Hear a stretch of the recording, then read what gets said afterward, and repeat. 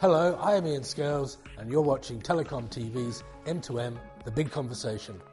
Today I'm going to be talking to some experts about solution selling in M2M. Now, the idea that you might be able to build an Internet of Things and then just stand back and watch the magic happen is, to put it mildly, a bit unrealistic, say our experts. We did some analysis, and some of you may be disappointed to find that we think about 30 billion of those are actually consumer-oriented devices. But before you get too disappointed, the consumer-oriented devices probably have a lower margin and a lower profit margin because they're maybe not targeting the true business profitability opportunities. Then you take the next 5 billions, probably meters and cars. Now, the growth in cars in the world, they're all going to be connected, but it's not like the number of cars in the world is going to grow dramatically, right? Cars and people are linked. So we think the other 15 billion, I think of that as the internet of everything else. Now, I know I told you I didn't like titles, but that's everything else, right?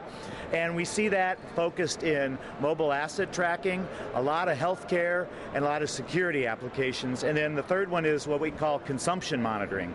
You know, is it full or is it empty? Because that's all about logistics and how do we optimize the supply chain. Now, those are the areas where we're really excited about it, and we think those other 15 billion are going to come from. And the good news is all those are huge profitability drivers. And of course, it's not just about collecting data, it's about what you do with it that really counts. The M2M hype, if we want to call it that way, it is something very interesting for us because we see it more from an Internet of Things versus an M2M. If I have to make an analogy, M2M, the way it is positioned today, resembles me when RFID came to market and everybody was so excited about it. But when it came to mass volume consumption, the price was so expensive that it never got any traction about it. So from an M2M perspective, you have the Internet of Things, you have the machines, but what do you do with that data? With either structured or unstructured data that goes in, and what do you do with it?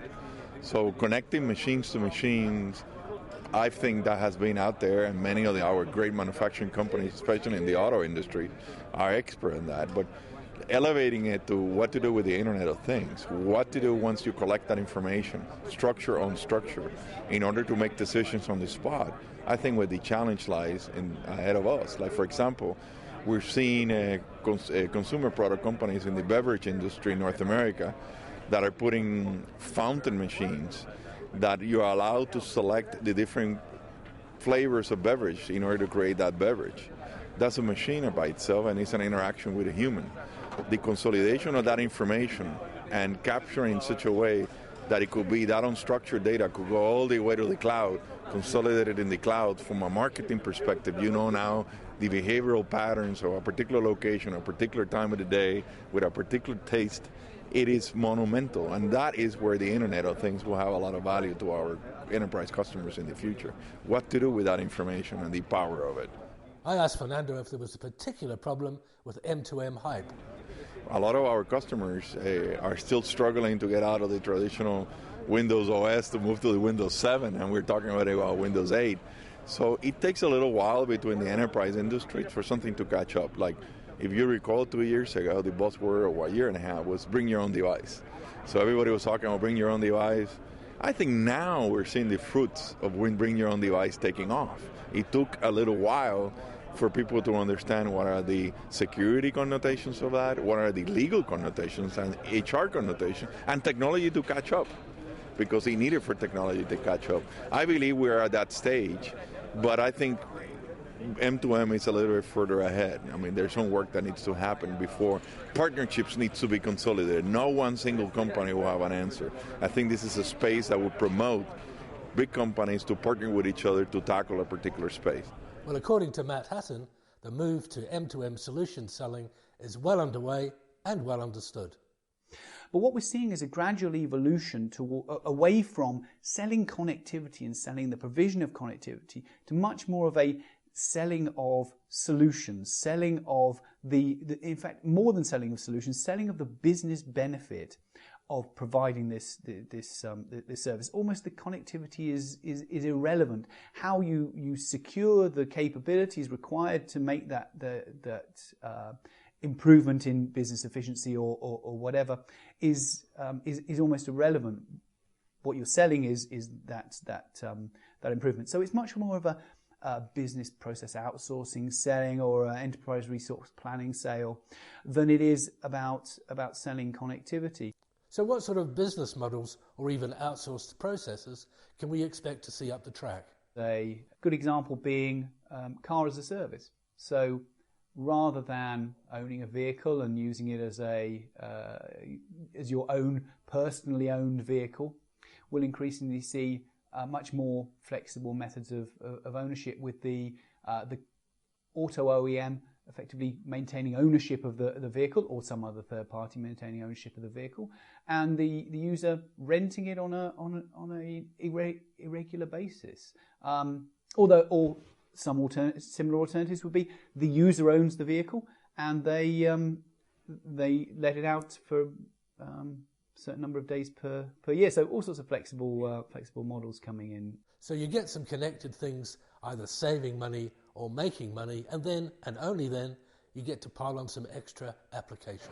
So we had a particular customer, they're a vending customer, and they have got pieces of equipment that provide a service, and it's a coin-operated system, right? So you might think of it as a little bit old school as far as vending goes, and there isn't a lot of revenue associated with these. For $4,000 a year, so it's not big per machine, but they have a lot of machines.